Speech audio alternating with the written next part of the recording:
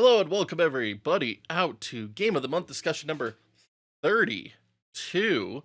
And this month we were doing Advance Wars for the Game Boy Advance or Wii U Virtual Console, depending where you first bought it, or maybe Nintendo Switch after it finally got released after being delayed a year. Anyway, joining me today we have the SirLolz and SMWiz. Thank you both for joining once again. Always appreciate having you in and being able to hear your thoughts on these games that we play every month. So, Advance Wars. I guess I'll go ahead and lead us off this month. I always try to pass the buck off onto one of you two. So I played this game back when it first launched on Game Boy Advance. I bought it, and I think I made it about halfway through the campaign and then never touched it again. So this was the first time I ever completed the game. For this Game of the Month discussion, streamed most of the playthrough, and that was fun. It was a lot of fun. Let Wiz go next since he's got the Shrine of Advance Wars going on. No, I was gonna say, but you don't want to tell everyone how you played the game in the hardest possible way. We'll get into it. What is the hardest possible way? Oh, we'll get into it. Yeah, okay. Spoilers. Spoilers. Man. You know, he streamed it, so I watched him do this, and I was like, technically, it's an interesting way to play. You know, it's kind of like was it that quote from Dodgeball? That's an interesting strat, Colin. We'll see how it works out for him. Thankfully, that was only for the training mode. Yeah. Okay. Anyway. Yeah. For me, I was aware of Advanced War when it came out, but I hadn't played anything from Intelligent Systems. I wasn't into Fire Emblem yet at that point, and so I just ignored it basically. And then when I was in college, a friend had 1 and 2 on the Game Boy Advance and was very eager to get me to do like pass and play multiplayer with him and or something of that nature. But he showed me the game, and it's like it was a lot of fun. And since then, I went back and picked up copies, and then I grabbed it on the Switch when that released. Very nice. Yeah, I think I currently own it on the Wii U Virtual Console. I don't have a physical GBA copy at the moment. See, and I also own it on the Wii U Virtual Console because, back when Nintendo had a really sweet rewards program and you could get games for free. Yeah. I have so many Virtual Console titles that I paid $0 for. Yeah. Heck yeah. So, yeah, Advance Wars 1 and 2 on GBA, that I got those through the Wii U Virtual Console as well. So I guess that's really the order that I acquired them in, was Wii U Virtual Console, physical Game Boy Advance, and then Nintendo Switch. Very nice. Nice. All right. For myself, I knew it existed for a while, but I never paid attention to it. I've actually not liked turn-based strategy games until this one. So, and even then I'm still iffy, but I still love the game, so I tolerate I tolerate it. No, I love the game. I got it first on Wii U when it came out there. Got through most of the campaign, admittedly save spamming it. I'm not gonna lie, but it is what it is. But yeah, later on I got some GBAs for Four Swords, unrelated, but when I got those GBAs, I was like, should just pick up some copies of Advance Wars. I got 4 copies of Advance Wars and forced my friends to play with me. And then just a quick shout out to our Four Swords Game of the Month discussion we did a few months back. Be sure to check out our Game of the Month discussion playlist in the description down below. Anyway. And yeah, that was my introduction to Advance Wars. I skipped the Switch version because I see it as a heresy, but I'm sure we'll get to that later on. You know what? I actually kind of agree with him. But we'll get into coming that. out swinging. We'll get into that later. We'll get into it. All right. Like, hold on. No one told me I needed to bring ice for hot takes, okay? Calm down. Okay. You're on the Game of the Month discussion. There's always going to be at least one hot take, hopefully. I mean, usually that's our drive-bys, though, That's true. Hot shots at other games and stuff. That's true. Yeah. Anyway. Man. All right. Anyways.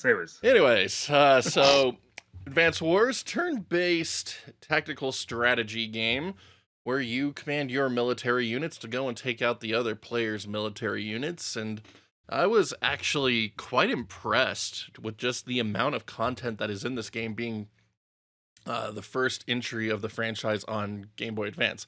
I did not realize that this franchise like got started on NES.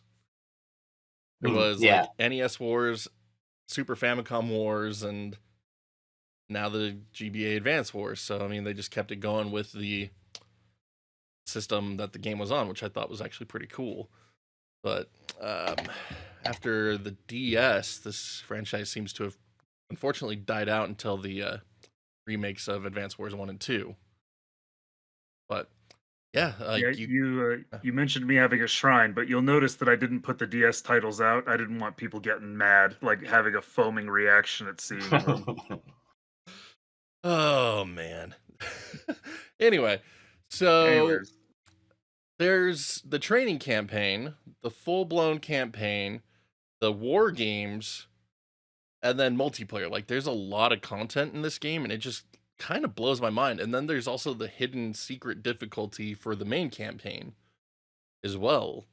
Not to mention the campaign having branching paths. Like it's just actually kind of impressive, like how much was actually going on in this title. Like I didn't even know. And that's something that really caught my attention as we dove into this and like trying to research it a bit. And then of course doing the retro achievement run on it. I'm still working on that set, by the way. I kind of want to master it because it's not going to be the worst thing in the world. It's just going to be incredibly time consuming. But yeah, this is honestly a really cool game to get into for tactical strategy. So I can see why SirLolz really liked this one. Mhm. And again, it has that whole training mode, which is its own full-blown campaign. It has its own storyline. It's not like your typical tutorial that you find in other games where it's just like, oh my gosh, stop wasting my freaking time. Like this one was actually like, it teaches you all the basics of the game. It also keeps you invested by having all of that story content in it that continues into the main campaign. So by skipping the tutorial, you're actually skipping an entire chapter of the game and missing out on valuable content. And like I really appreciated that personally. And this is also where I was doing a lot of things in a weird way. doing absolutely brutal retro achievement challenges, you know? Like Win this mission, know, you're just supposed to capture an HQ on by killing all the enemies when you have nothing. yeah, that's it. Like it's a mission where they just want you to load up a little infantryman into the aircopter and fly him to the map and capture the HQ. Should take you 3 turns, and instead the retro achievement's like slaughter all of your enemies. It's like no, they gave you a teeny little force that's meant to hold the line for a couple turns, Yeah, not to Yeah. actually win the fight. but No, you the can one win that the I fight. the one that I watched you do, where I mean, like, I didn't nag you about it, but the air level where Beat you it in had 2 to turns. destroy, yes, Yeah. and like I was looking at it, I'm like, there's clearly only one possible way this works. There's some crazy optimization that allows you to wipe everybody out because you kept ending like with one enemy left or whatever, Yeah. and I was like, watching, I was like, do we push the streamer to go look at the review, like the walkthrough for I this? mean, It's that's like, what I ended up yeah, doing. Like after yeah. a while, I was like, all right, Yes, what's the you one just don't thing want I'm a back doing seat, wrong? you know?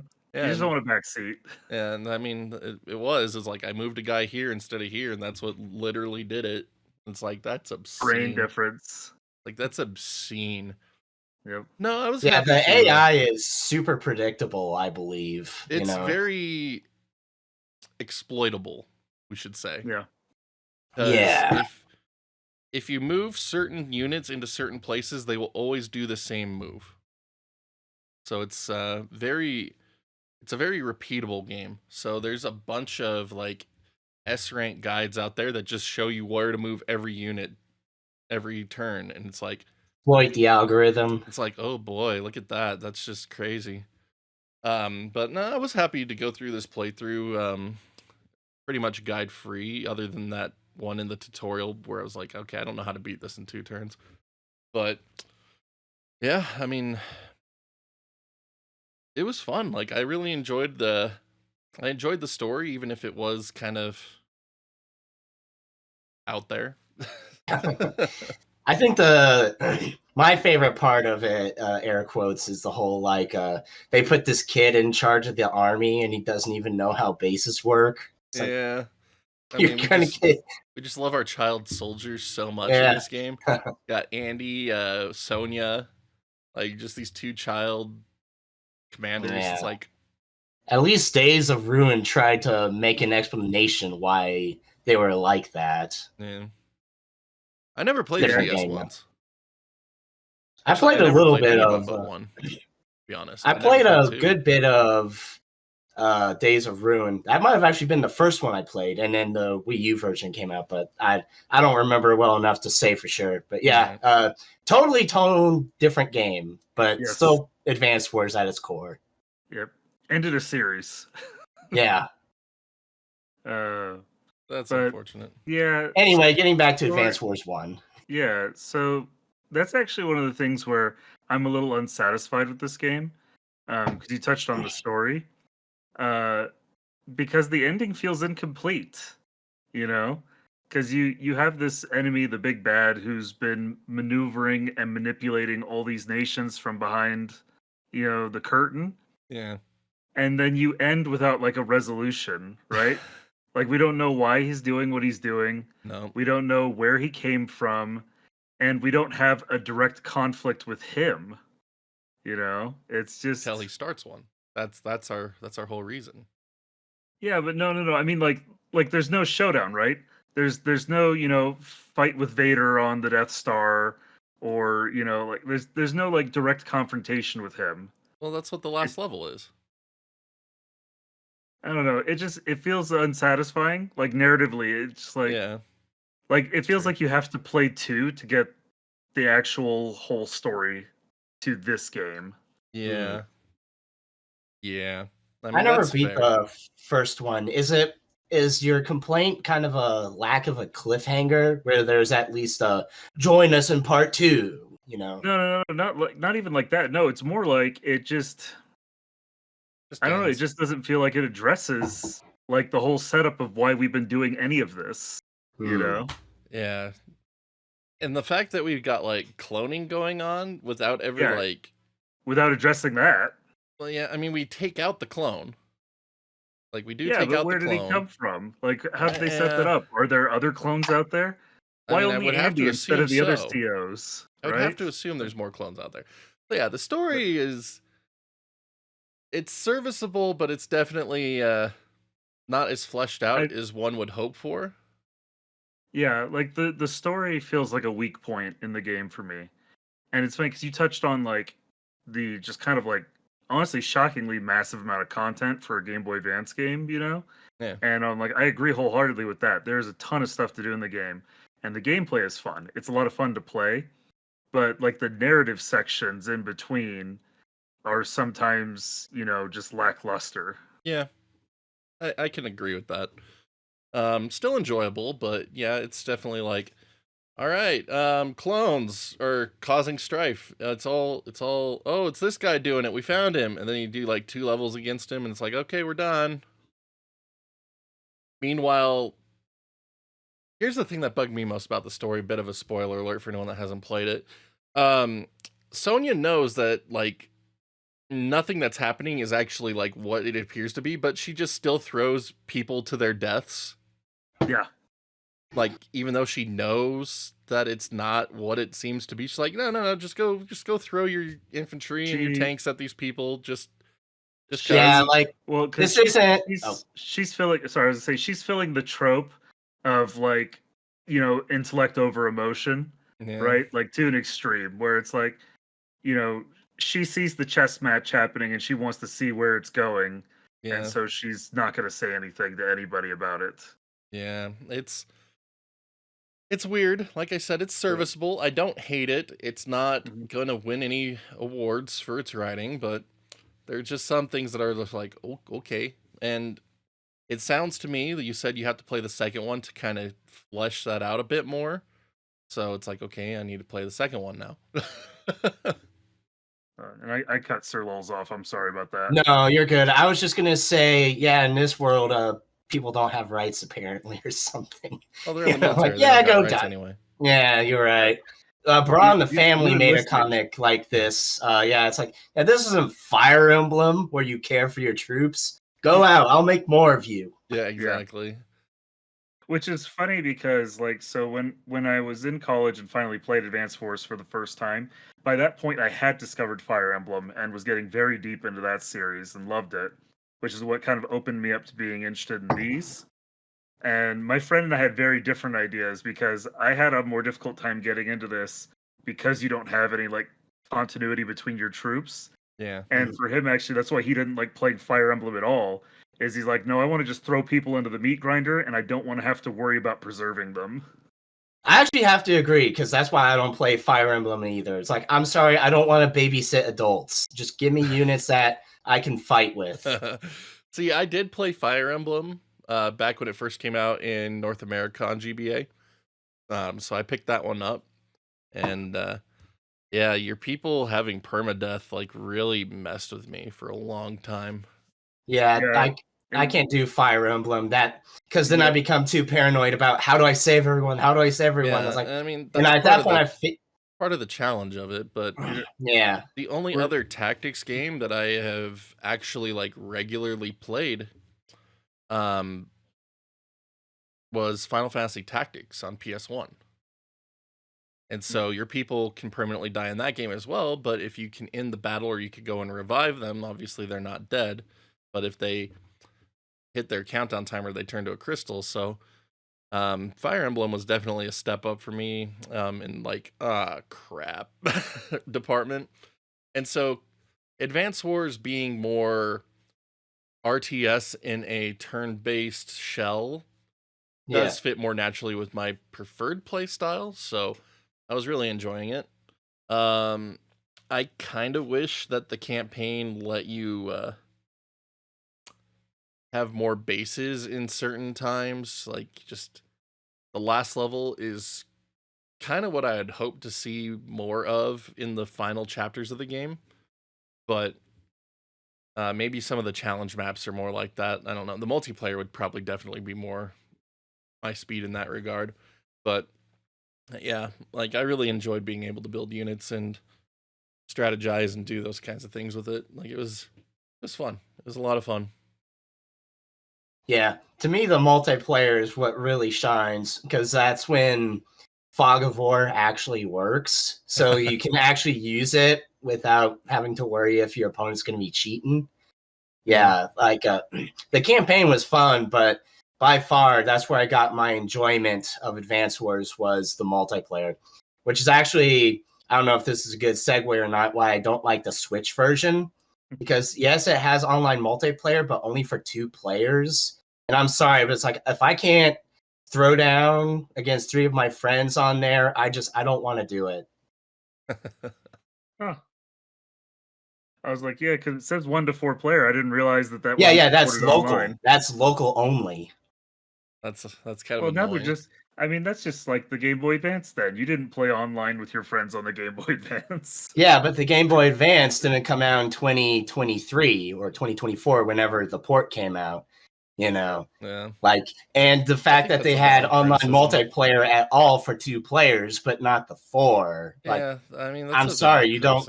It's not even a real-time game. It's turn-based. You don't get a pass from me. I know game development is hard, but so is the Olympics. That's why you're a professional. It's like I hear all that and it makes sense.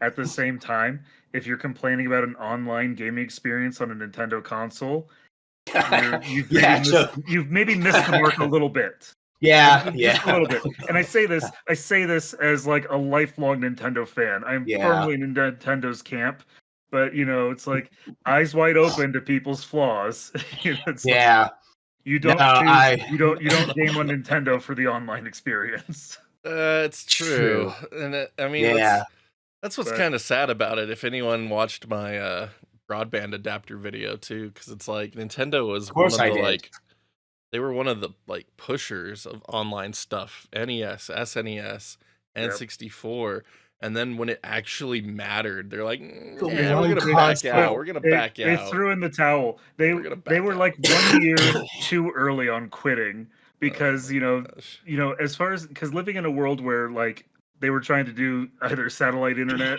or dial up, I understand why this was frustrating and they say forget it, we're done. Yeah. They needed to hold out like 1 more year for DSL to start kind of hitting the main market. Well, Yeah, I mean, it that's is the thing, that. though. It They is did that. build the And- hardware for it. They just are like, we're Yeah. just not going to support it, though. So you guys can use Well, it if you want to, that's- but we're not going to support it. That's also classic Nintendo. Look how many peripherals we get with a huge media splash, and then there's literally one or sometimes 2 games that support it. That's right? true. Yeah, I mean, Power Pad, Rob, and Power when you Glove, read all the Zapper. games, Stuff.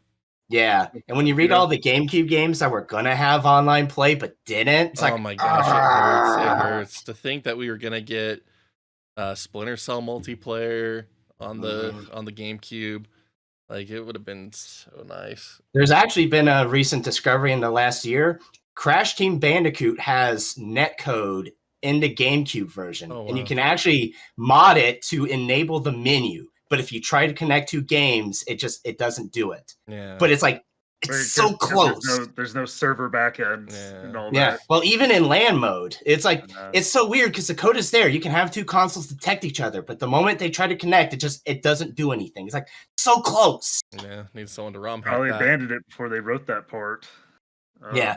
Well, Yeah, that's Yeah, probably when well, they gave up on it. But I mean, that's segueing what again, that's- classic that's- Nintendo. That's a lot of it, though, because as soon as you know a company's not going to be supporting the thing with like Yeah. proper tools and all this, it's like, okay, why bother? We're not going to bother. Yep. And I mean, it is what it is. Kind of look like games like Metroid Prime early in the life that have Metroid Prime 2, dude. well no I was talking about component cable support, and like progressive scan and this stuff. You see a lot of it in the early games and then less of it in the later cycle because Nintendo didn't make those cables readily available. No, thankfully, an overwhelming majority of GameCube games do support progressive scan, Yeah. though. So I mean, that's a good thing. At least it's better than PS2. But anyway, so yeah, Nintendo. Advance Wars, so Nintendo Online on Advance Wars sucking is just kind of just typical Nintendo. Nintendo Online always sucks. But Even if it sucked, I wish it could have done something, but that's beside the point. You're it's absolutely right. That's on me. it's a what it could have done at the better same time, moment. like it's like both of them are valid. Like you can have 2 valid points. One, Nintendo doesn't do great online multiplayer. So it's like we can't get too mad about it. At the same time, it's a Game Boy Advance game that's been ported, in 2022, 2023. It's like you should be able to handle this. Yeah. Like, Yeah. especially when they've added online multiplayer support for NSO, and we can play retro games multiplayer on there. Yeah. It's a little silly to not be able It's to. a little do different this. though, because that's just all I know. emulation net play. So I mean, that's a little bit different than a native implementation. No, I know, but it still involves multiple people in different regions connecting over the internet and handling your latency and everything like that. Like, Yeah. I know it's not apples to apples, but it's in the produce section, and you should be able to handle it. Okay. Just And think it's about this. turn-based. Think It's not about even this. live. If they added the original versions of Advance Wars 1 and 2 to NSO, Oh, you would have please. 4-player multiplayer. Please. Which I mean, they probably won't just for that reason, and if nothing else, because it would cannibalize the sales on this game. Yeah, exactly. They're not going to. Yeah. But just It's not another limited segue. edition. Another segue here into a drive-by on the Switch version. The art style is soulless on the Switch remake. Yeah. Completely soulless. Like, I'm sorry. I played the GBA version for retro achievements, obviously, and the pixel art was really charming. Like, it may not be like the most mind-blowing thing that's been on GBA. I'm sorry, Golden Sun takes the cake on that for me. Yeah. For its battle scenes. But I really enjoy the pixel art of the overhead map. I enjoy the units attacking each other, like all the artwork there. The character portraits, like it all has personality and charm. And so I've been trying to get S rank, so I've been watching some people do playthroughs, and you're only finding Switch stuff at the moment because it's the newer version. So everyone's like, oh yeah, this level on Switch, this level on Switch. And it's like, wow, this overhead map is friggin' fugly as none other. Like, what the heck? This is terrible looking. And then the battle scenes, it's like, oh, okay, they're okay. It just doesn't feel as charming as the original. And like the only thing that I think actually like does look really cool is the character portraits. But man, the world map is just atrocious to me. I think the problem was because with the Game Boy Advance you're limited, right? A very small screen, a limited number of pixels, a limited color palette. It forces you to be creative, and the sprites may be simplistic, but they are well done. Mm-hmm. And then when you come to the Switch, not knowing anyone who worked on this project, just guessing, you're trying to strike a balance between your fans who played this over 20 years ago and trying to draw in new people. And if you did the same pixel, 20-something-year-old pixels, everyone would rage about that. No, it doesn't need to be pixel art. But at the same time, if you completely redo it and you try to make them, like an isometric 3D or something, everyone is, who's fans of the original are going to complain about that. And it feels like they took a half step in between, satisfying no one. Yeah, it's not a pretty game to be on Switch. Like, I'm sorry. I think one thing it does okay, and this isn't like a dismantlement. This is just like, the 1 point. I actually think the cell shading look on the COs actually looks pretty good. Yeah, if they just did that, really cool. Yeah, if they just did that for the rest of the models in the game, I don't think it would have been as bad. Yeah. See, for me, I almost wish they had just done more for the overworld sections. Like, it's very just like overhaul the art entirely. Yeah, like if you're gonna be doing actually, that, I think if you're gonna do as much work as that, like give it some higher detail. Put some more in there. Yeah, I'm gonna screen share because this is important to me. Just what could have been. I actually found this the other mod. I found this on Sketchfab, and I think it's actually a pretty good compromise of the look they could have gone for. Let me screens. So it's like it's still retro, but it's full 3D, right? Yeah, pretty much. Yeah, they could have done something like this. That's all. That's my presentation. See, that I would have liked to have seen for the combat animations. Yeah, that would have been cool. Like that's like I really wish they had stepped up the combat animations. Like the old ones are charming, and I'm happy to see them when I play the Game Boy Advance versions. But if we're playing a Switch remake, like let's juice that up a little bit. Yeah, maybe make it so people don't want to turn it off. Like, yeah, because I mean, you see the same thing with the modern Fire Emblems, where you get a little 3D battle when you engage in combat. It's like we could have done something like that. Yeah, it's a missed opportunity. Yeah, absolutely, it's a missed opportunity for sure. But I think that's one of the reasons why I don't think I'd personally want to get the Switch versions, though, is that it has all the same content, it has the same great gameplay, but the presentation on it just is off to me. And that's... I also think they wouldn't need to do... It's deal-breaking enough for me that I'm not interested in the Switch version at this point. Yeah. And that's, going back to the battle animations, that is a pain point they could have addressed, because as cool as they are, yeah, they do take some time to watch, and I understand why people shut it off, but... they could have done something to address it, where maybe instead of transitioning to a new screen, seeing the armies walk in, pow, pow, pow, and then walk out, and then transition, just like you do the attack, and then you see just like an instant action of what happened. They could have done something where it's like, it doesn't zoom or anything. It's just like a recap. where you still see the explosions. Like maybe it's shaky cam footage on the side. I don't know. I don't know. I think that would be a lot more effort to rework the game as it is than what was put into it. Yeah.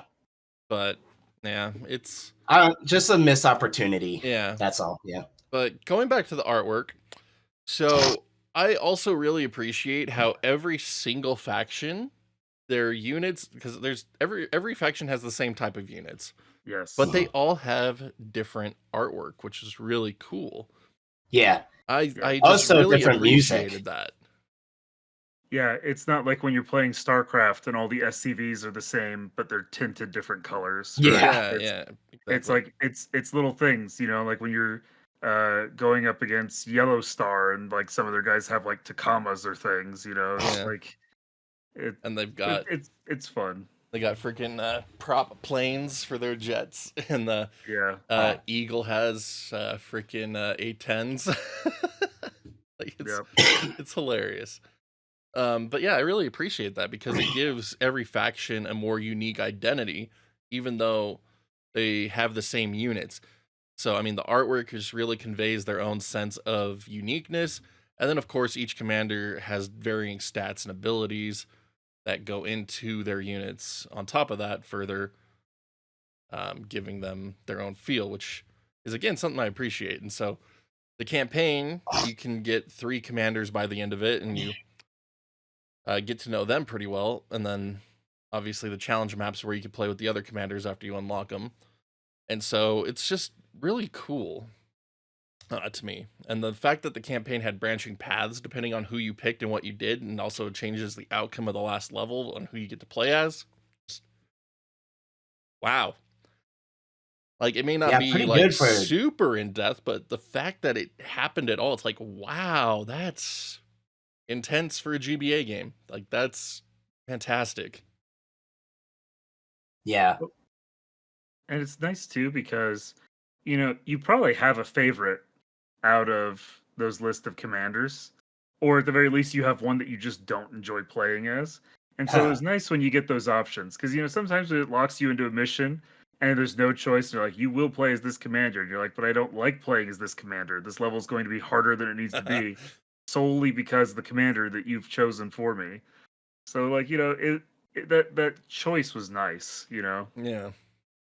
I'm not gonna lie, like, I didn't really mind playing as any of the 3 main ones during the campaign yet.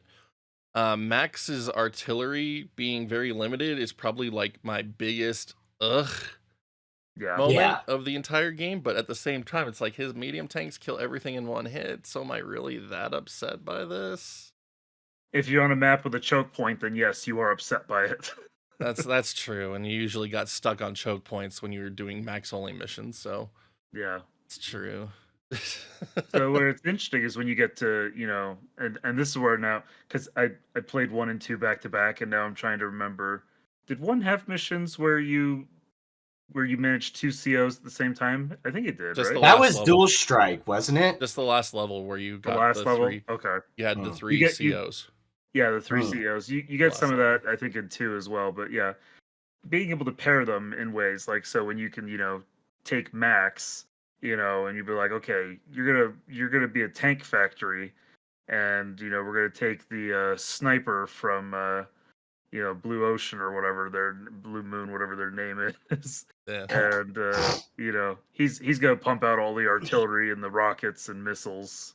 Yeah. So, Unfortunately, you can't get both of them together in the last mission because they both take Yeah. the blue side.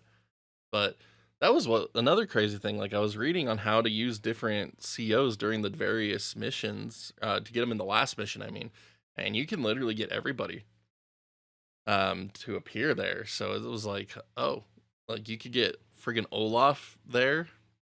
When I finish the playthrough I'm on now, I'm actually gonna have Olaf in the last mission instead of Grit. And then if you play Sonya for like the last 4 missions straight before the like ending, you get Eagle as your Green Army one, and that unlocks a secret last level that is apparently the hardest level in all of Fire Emblem, or not Fire Emblem, Advance Wars, Advance Wars franchise. And so I haven't done that yet. I'm looking forward to getting there. I'm almost there. I'm on the last 4 leading up to that I just need to get through still. But this is a second playthrough, obviously. But just the intricacies of it, like I really love it. Like I just can't state enough how like this is cool to me. Like this is well thought out. Maybe not well thought out, but like it's a cool addition. It's a little confusing at first because you do get like secret levels by doing other levels in a certain way, and like trying to figure out all the specific unlock conditions can be a bit challenging. But I appreciate It's pretty that it's cool there. though. I appreciate that it's there, and I have to keep emphasizing that because it's just that's cool. That's cool to me. Yeah. In this type of a game, in this type of a system, and like GBA could do a lot of cool stuff, but I never really played games on it that had branching paths a whole lot. So anyway, kind of jump backwards to more overall gameplay from graphics there, but it kind of ties in. That's how we do. That's how we roll. That is how we roll. It's true. I want to try out more of the CO abilities because I want to unlock Eagle. I want to try all of his getting to use his planes twice in a single turn and just kind of go for complete aerial dominance because aerial dominance has always been my thing.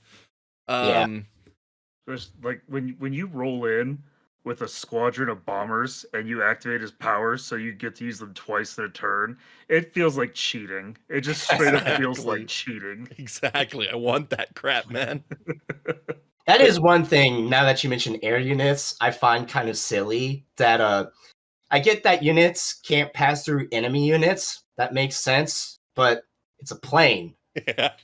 Why? I feel like planes should just be able to fly over ground units. I know that is pretty dumb. But at the same bomber time, is way too scared of that infantryman getting behind him. Okay, like imagine being a bomber pilot. It's like, oh, hold up, there's an infantryman down there. Turn around. Everybody knows when you see the infantryman, you push the button and drop a payload. It's like, yeah. It's an interesting limitation, but it adds to the tactical value. So I mean, gameplay first. I don't hate it, but it definitely doesn't make sense. Yeah, gameplay definitely always comes first. I definitely use it, to abuse enemies, but then you get angry when they do it to you. Yeah, it's like, pretty much. You're like, oh, they're coming at me. I better surround my artillery and my missiles with single infantrymen. Yeah, and that's the other thing too is some of the units not being able to attack other unit types is kind of strange to me. Like it's a jet; it should be able to attack ground units. Oh well, maybe. Well, I know modern jets just for the strategy, and I can appreciate it for that, even if it doesn't make sense. Like I'm not gonna. I don't know. Modern jets don't. Yeah. There are some that really don't make sense, like with the naval units, how some of them can't attack each other, and I'm like, yeah, they're all boats in the water. Aside from the transport ship that doesn't have a gun, why can't they all fire on each other? Yeah, even if it's like a sucky secondary, Or why can't my big boy boat shoot at planes and stuff? Why do I need the medium-sized boat to do that? Yeah. And the fact that if you have a ground unit try to attack a boat, it does incredibly reduce damage. It's like, no, I'm pretty sure if a friggin' boat was close enough to shore and a friggin' tank shot it, it wouldn't feel good. Like you have a submarine just sitting there, a tank shoots it, it's like, oh yeah, it barely did one. Scratch my paint, the jerk. How about that? And like I'm pretty sure if a tank shot a submarine, the submarine would be sinking. Maybe I'm completely wrong on that, and someone can actually me on that, but I feel like if you have a submarine right here and a tank right here, and like they're within 100 feet of each other, and the tank shoots the submarine's going to take hull damage. Yeah. Like those things have no armor. You break the pressure seal or whatever, it's done. Yeah, so I mean, like I said, it doesn't make sense a lot of the times, but it's the game, it's the established mechanics. I can appreciate the mechanics for what they are, even if it doesn't make sense. But anyway. It plays into the rock, paper, scissors element that they made, Exactly. And I can respect that. It's like, you don't want any one unit that trumps everything, but it is frustrating, because you logically in world, some of those rock, paper, scissors elements don't make sense. Yeah, I mean, it's all right. That is a kind of missed opportunity. Not for the first game necessarily, but something I think would have been cool to see is like sub rock, paper, scissors within the greater rock, paper, scissors. So like say you had infantry, but then maybe like infantry with shotguns, infantry, sniper rifles, right? So it's like they still do less damage to vehicles, but like infantry versus infantry, you know, maybe you do want to charge the infantry, or maybe you do want to stay back a little. I don't know. I mean, they Just- kind of did that with you the get mech that. units. Yeah, the mech units. True. But yeah. That I think that's just me.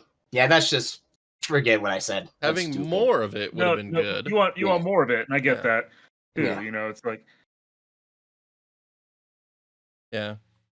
And I mean, light tanks, after you unlock the ability to build medium tanks in the tutorial, it's like, why on earth would I want to build a light tank? They can't do jack to medium tanks. Yeah. They have more movement and more sight range versus a Yeah. medium tank. And so it's like, Yeah.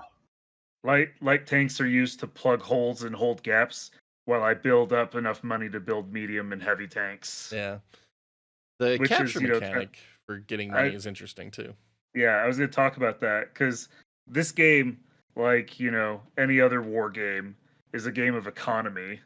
Like, whoever's got the better economy is going to win the fight eventually. Yeah. So, like, I don't know about you guys, but, like, if I'm on a map and I see that there's, like, an airfield in the middle of the map, we're building an APC and putting one infantryman, and we're going to spend 3 turns just driving him there, ignoring all the cities on the way. Yeah. It's like, we're going to capture this in the middle of the battlefield while my other little infantry guys collect stuff closer to home. Yeah. And then we're just going to be a thorn in the side of whoever we're fighting. Yeah, exactly. And it surprised me because I'm trying to get an S rank on the campaign right now for this playthrough for retro achievements. So I've been replaying a lot of levels over and over again. It amazes me how few times you actually need to capture anything in the campaign to get the S rank, because you're supposed to do it in such a few amount of turns.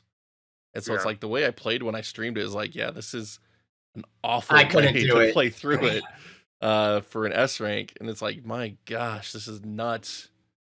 I couldn't do it. Like I said, I love the game, but I don't play turn-based strategy games, so my brain doesn't think like that. So save spamming is pretty much my only way to win. Well, and the other thing, too, is that, like, you know, these S ranks, you're playing it in a very specific way, right? Yeah. In a very controlled way that the developer set up. Yeah. And, you know, I think it's nice that for several levels you have options on what you do, including just in that you get to choose each turn what to build or not to build. Mm-hmm. And so, you know, it's open to play how you want to play. You know, Yeah. like me, I love, you know, capturing stuff and rolling up on enemies, you know, heavily fortified and ready to just sweep them off the map before me. Yeah. It's interesting because I mean I have the experience of that first playthrough that I streamed versus these S rank playthroughs that I've been doing since I streamed it, and it's just so vastly different. And you don't care about the rank, then any way you play it's fine as long as you beat the level. And most of the time these levels aren't difficult. It's not really incredibly difficult until you get to that last level. To me, like the difficulty jump between the rest of the game and that last level was insane. And then supposedly the secret bonus mission that you unlock against Eagle is even harder than that, and it's just like, oh man, this is gonna be crazy. Jog my memory. The last level, is that the one where you're blowing up the lines in the pipe? It's when you have the 3 commanders and you're taking Okay. out Black Hole. Okay, yeah, I'm remembering a different level. Yeah, the 3 commanders one, like, I had to replay that one once because I got like halfway through the map and then lost the war of attrition. Yeah. Like it felt like it was a stalemate. Like, we're both producing troops, but we're both wiping them out in the middle of the map while we're trying to produce more troops. Yeah, it took me like 2 And- hours to beat it. Like, it was disgusting. Yeah. It took like 50 days or something. Hmm. Something ridiculous. It's like, oh my gosh, how? Yeah, sometimes I what feel I- like Sorry, go on. sometimes I feel like the only way for me is like the turtle way. It's like just inch by inch, like, again, I'm not a master tactician in this, but yeah, that's the only way I got through some of it, was just turtle. Yeah. And that's a viable strat. A boring strat, though. Not necessarily. I want Victory really is victory. enjoy good turtling. victory is victory. Yeah. Like when I play Command and Conquer, it's like I don't like to do the rush. I like to build up a massive base, and like once Tiberian Sun came out, I was like, I'm setting up walls with gates and concrete to make my bases look all pretty, and I'll build like roads to the enemy base with concrete sometimes when I'm really bored. And it's like, this is obscene. This is obscene. What am I doing with my life?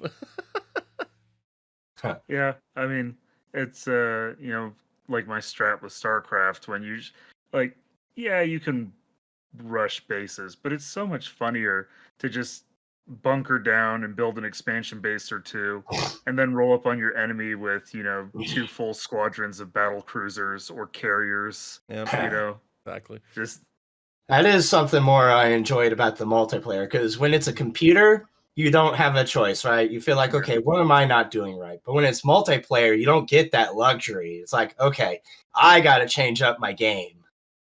Yeah. So, yeah, that real people will always be more enjoyable than bots, in my opinion, in this regard. It's like, because when it's another mind that is thinking, and it's not just a computer cheesing, it's like, okay, I can't get relaxed here. This thing isn't programmed to let me lose. I gotta be adaptive here.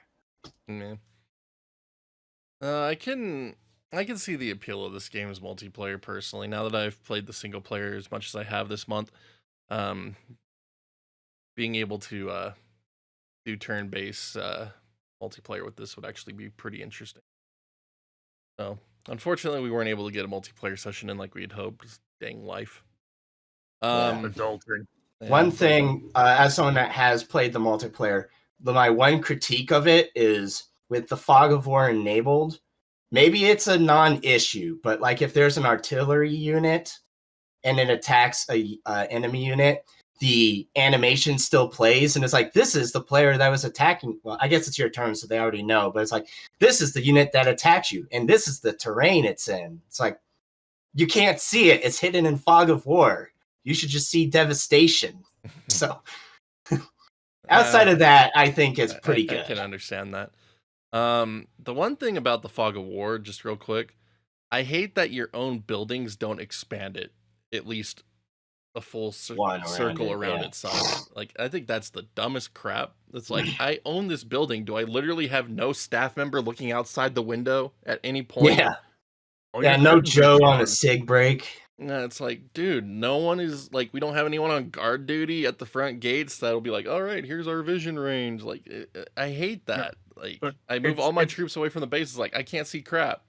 And then all of a sudden, someone's capping one of my buildings because I didn't see them rolling up on me. It's like, dude, it's literally my base. Like, why can't I see my base? All your curtains are drawn. It's blackout conditions to prevent air raids. Oh, sure, okay. We got anti-air. We're not worried about air raids. We invite them to try. Eagle has entered the chat. Oh, man. But yeah, it's funny. Like, that's one of my biggest complaints about it, the fog of war, and overall game complaints is like, why can't my biggest see?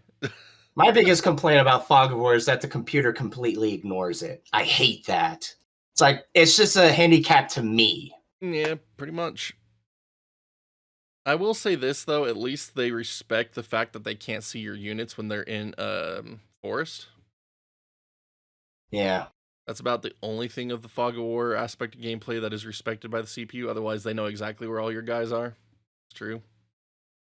So I didn't know that. So hide all my things in forests. The forest and reefs are like the only thing that keep them from seeing where you are, unless they're playing as Sonya. Then they don't care. Yeah. That's her commander ability. But yep. Yeah, it was annoying because it's like, you shouldn't be able to see me, but you just rolled right up on me and blew me up so easily. All right. That's why I justify save spamming. It's like, you're cheating too. It's not cheating. It's a feature of the game. It's literally right there in the menu that you can save it. It's like saying that creating saves in any other RTS mid-map is cheating. I don't think. Oh, it's even easier on the Wii U. It's just start button, state. reload past save, good to go. 2 seconds in and out. Yeah, no worries. I don't really see that as much different than using the in-game menu. It just saves you time. One nice thing about the in-game saves, though, weather effects. We didn't talk about how this game has weather effects that adversely help you. So there's snow that makes so your people can't go anywhere. There's rain that does something else. I don't really remember. But what does the rain do? I don't remember. But if you save before you end your turn, and then the enemy takes their turn, then it's your turn again, a random weather effect could come into play. If you don't want that weather effect to be in play, just reload your save, and there's a good chance that it might not happen again. It's very convenient if you want to get optimal conditions to move your forces forward. Funny. So I utilize that a lot. So when Fog of War is enabled, all units' visibility is reduced by 1, and vehicles lose 1 movement. Gross. Yeah.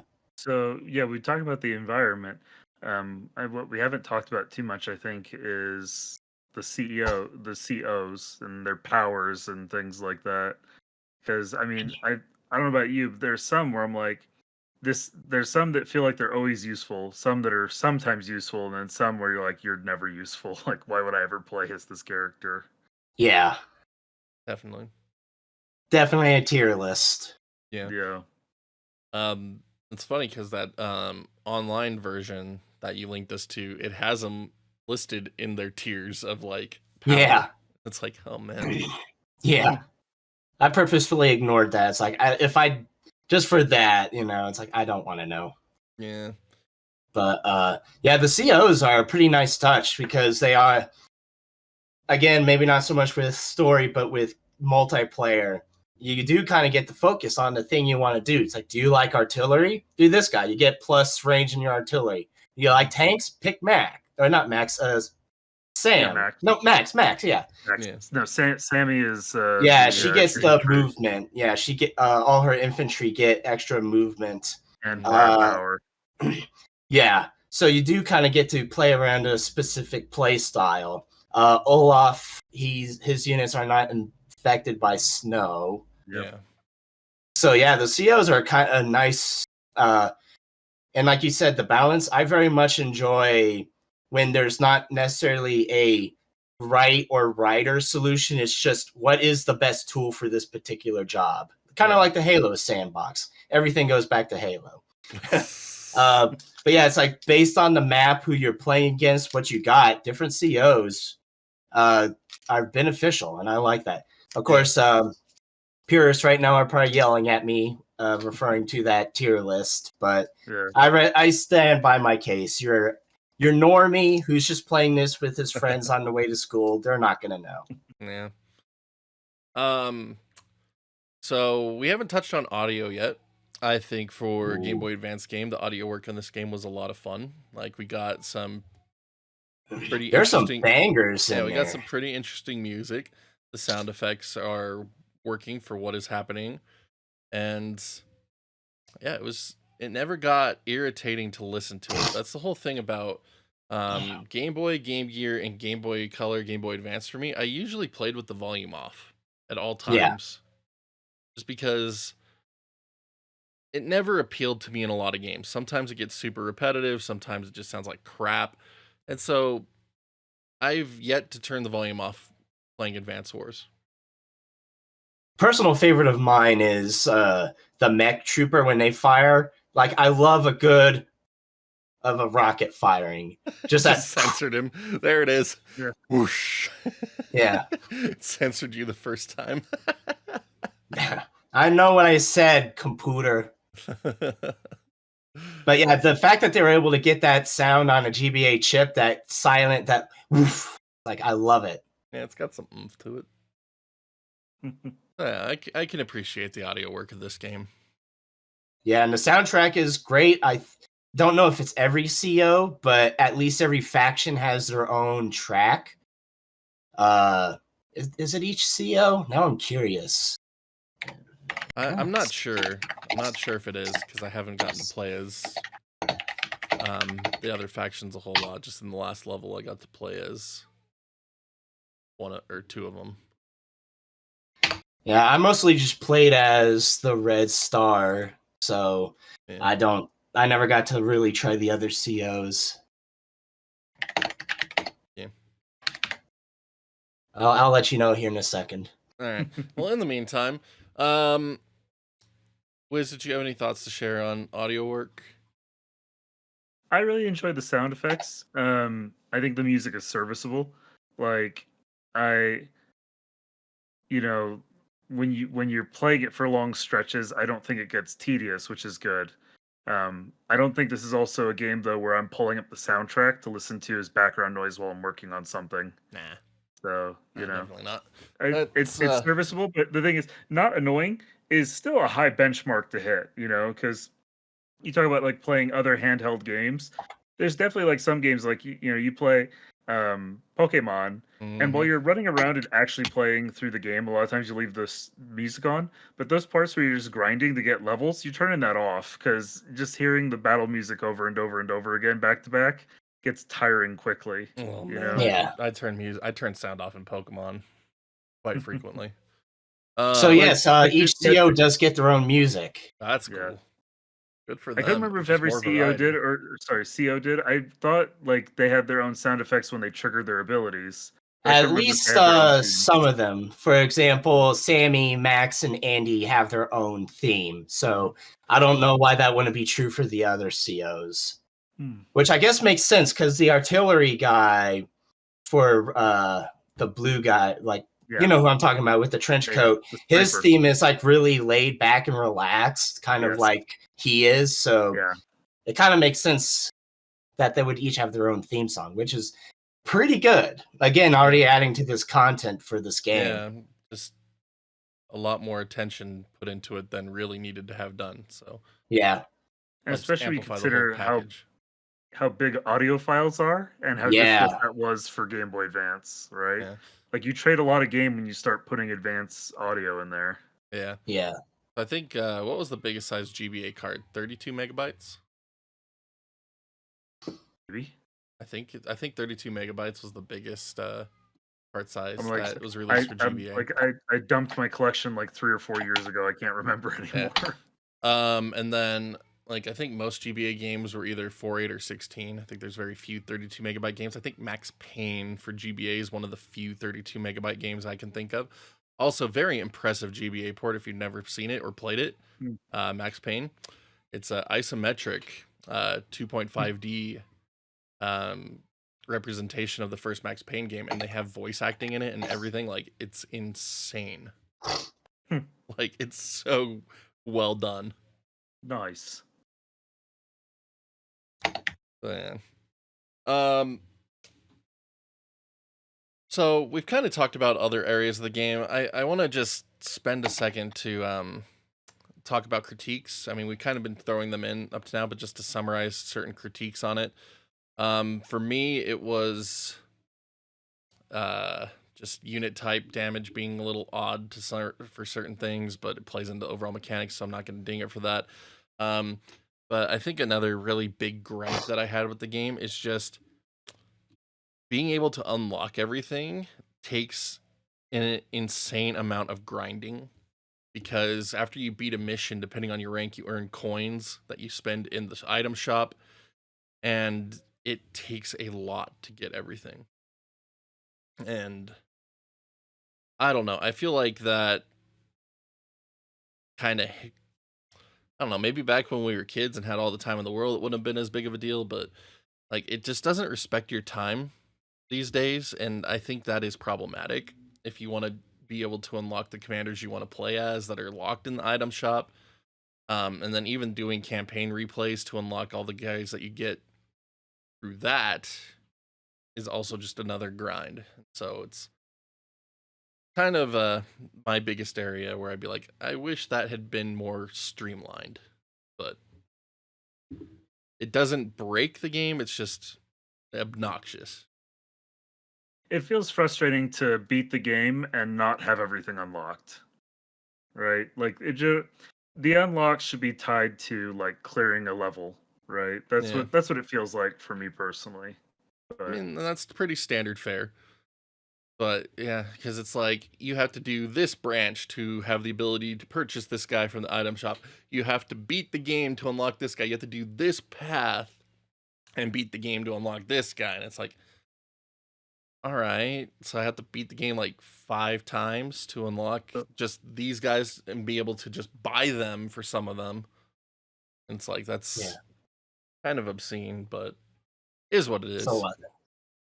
yeah, it's mostly the coin shop that bothered me because it just feels like if I've met the criteria of like completing these levels or completing the campaign that it should unlock, I shouldn't have to also have, replayed enough levels to have the coins to go purchase in a store. Yeah.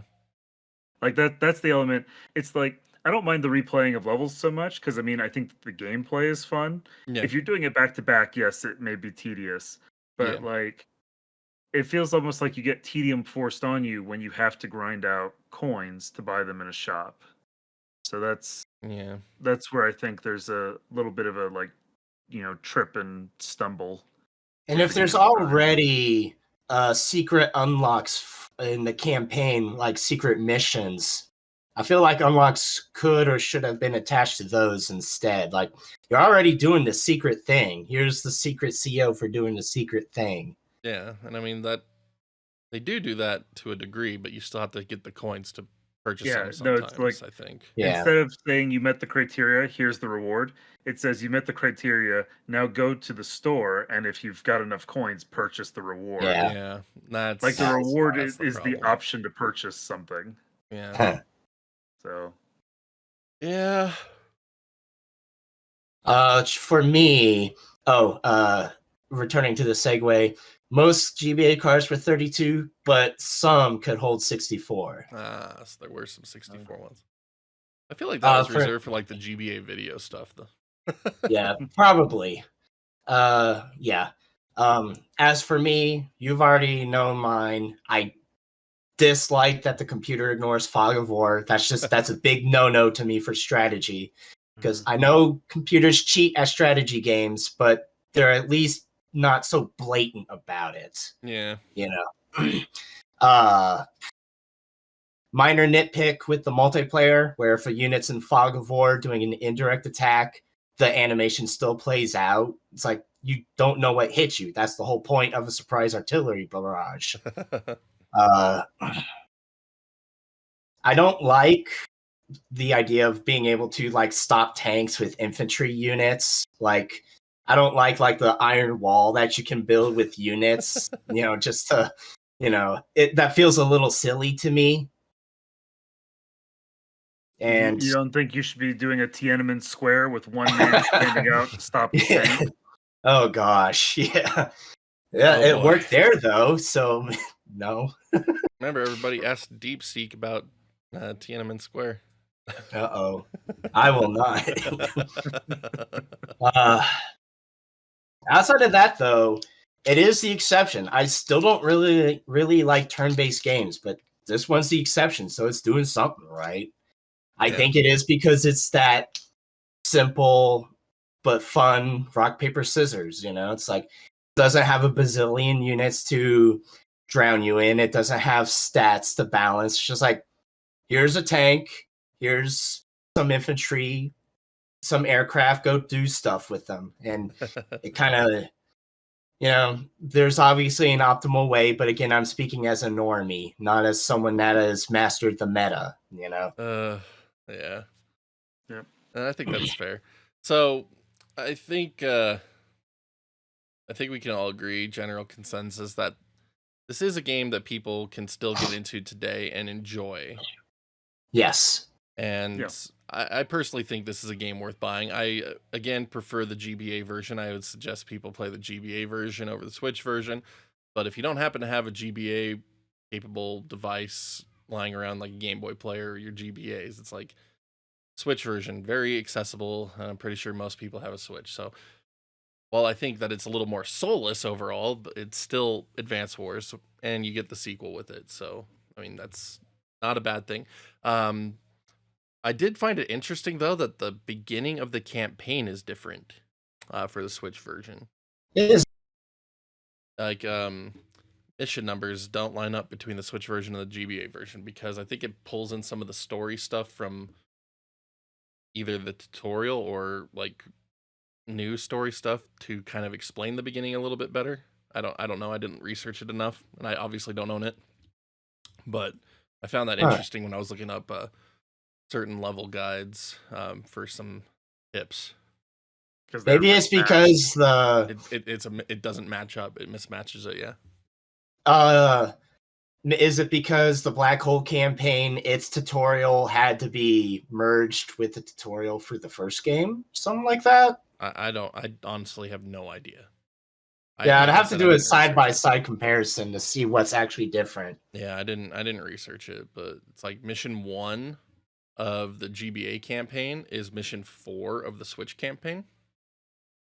So there's 3 missions that go before it that are something. Huh. So again, I haven't played it. I just noticed that when I was looking up stuff, so found it kind of curious. But yeah, personally, I'd jump at GBA version over Switch version, but for accessibility purposes, I mean, Switch version's right there. So hopefully you don't mind a plug. There's actually a Advance Wars clone like game coming out called Warside, and you should definitely check it out. I was waiting to talk about.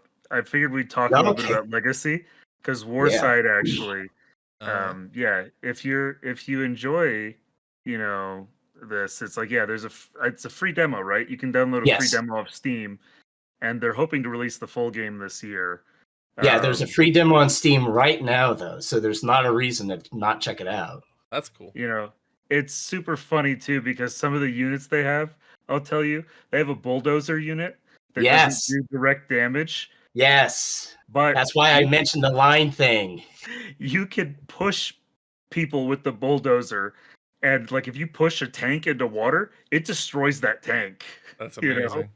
It's hilarious. That's actually the exact reason I mentioned that iron wall of infantry, because that's not a thing in Warside. Like, you can still try to do that, but if they come in with a bulldozer, they're coming through. You're not stopping them. Another one that's fun, it's different, is called Wargroove. I don't know if Ooh, that's a good one too. Yeah. Wargroove is a great one. And that one's kind of a hybrid, I'd say, between Fire Emblem and Advanced Wars, in that you typically in each level have your commander unit on the field, along with your minutia of nameless units. And your commander unit has special abilities that trigger and stuff. So like it feels kind of like playing Advanced War, but your CO is in the field and exposed with the artwork of fantasy. Yeah, it's a fantasy world, but the gameplay, like the core of it, falls in a similar vein as Advanced War. So that's cool. Yeah, and unlike it's funny because like when you see like I've seen developers reference these, like Warside especially. Their developers are like, yeah, we're building the Advanced War game that we want to play since they don't make them anymore. Yeah. I think that stands also as a testament to how fun these games are, that it inspires the next generation to build things like it, because unfortunately, Intelligent Systems isn't giving us new ones. Yeah. So people, it's like got to go build their own. Yeah.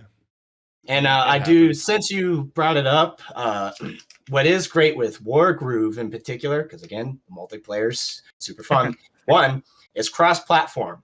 2, it's asynchronous. So again, a point against the remake of Advance Wars for Switch. Even the Switch version of Wargroove supports cloud-based multiplayer. You can take your turn, step away for a couple days as everyone else takes their turn. It's as long as everyone takes their turn within a time limit, whether that time limit's a minute, 5 minutes, a week, it doesn't matter. The game will pick up where you left on. You sign in a week later, it's like, this is everything that's happened in the last week. Perfect. Screw you, Advance Wars Remake. You don't get the pass if the indie game is doing it. I'm sorry. Yeah, make him go cry.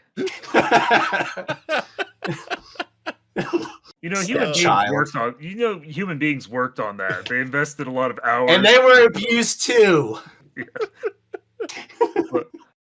Look, those engineers don't make the product decisions, okay? They're not the ones. Honestly, I've read some interviews with people that worked on it, and it sounds like it was just botched all the way through production. Even the testers were like, "This is terrible. Why are we doing this?" And the developers, whatever, they didn't say anything. So it's a very unfortunate situation, and I honestly do feel bad for anyone that worked on that with passion for Advance Wars, because it sounds like it was horrible even behind the scenes. Too bad. Yeah, anyway, too bad. Actually, you know what? I'll throw out one tiny gripe about the Switch version that no one else is going to have. But the game was delayed for a full year, and for understandable reasons that we don't necessarily need to get into. But it was printed on cartridge. It was in warehouses ready to ship. And then like 2-3 weeks before the release, they're like, "Hey, JK, we're going to wait." When it did release, I got mine on launch day, and with your Nintendo Switch, you can register your physical cartridges and get gold coins as long as you do it within a certain window. They hadn't corrected it, so when you tried to register it told you the registration window had expired. That's stupid. I didn't get my gold coins for buying a physical copy of this game. If I bought it digitally, I would have got gold coins. That's stupid. Oh no, dude, GG that Nintendo. sucks. I was like, I guess it's like whether it's Nintendo or Intelligent Systems, somebody needed to go in and be like, if user attempts to register this game, update check date to this window. It's like, I'm beginning to believe that Advance Wars is cursed. Because say what you want about the release of the Switch remake, the original look up the original GBA launch. It was bad. So I'm not going to say anything more than that. Oh man. All right, well, now I got some homework to do. All right. You'll regret it. SirLolz, SMWiz, thank you once again for joining me this month on our Game of the Month podcast for Advance Wars. Oh, man. Really do appreciate you both hanging out and talking these games every month. We're going to be back next month with something. We'll discuss it in the Discord, figure out what we want to do. But I think this is a good place to call on this one. And just thank you all so much for joining us as always. Looking forward to seeing you back for another Game of the Month discussion. Just if you have any personal memories with Advance Wars, please share them with us in the comments below. Love to read through it and just share some love of games with all of you. And yeah, we're just going to call it there. Thank you so much, everybody. We'll see you back next time. See ya.